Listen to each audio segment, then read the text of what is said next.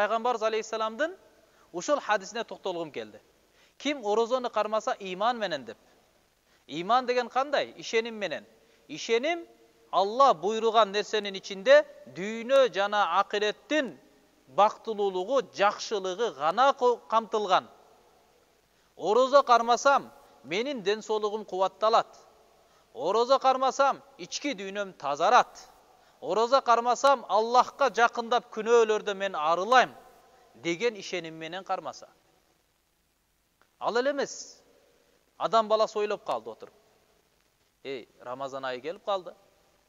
Oroza karmay turgan bolsom, immunitetim, içki düğünümdögü oorу менен күрөшө турган күчүм алсырап кетип, анан бул илдетке каршы тура албастан ооруга чалыгып, кийин өлүп калбайымбы, орозо кармай эле турсамчы дебесин деп пайгамбарыбыз айтып атат. Орозону кармагыла иман, ишеним менен. Кандай ишеним? Өлүм өмүр Алланын колунда деген ишеним. Кандай ишеним?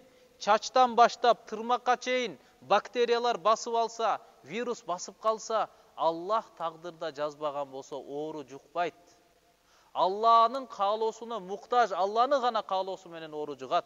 Bir darактын жалбырагы üzülüp жерге түшүш үчүн Allah'ın өкүмүнө muhtaç.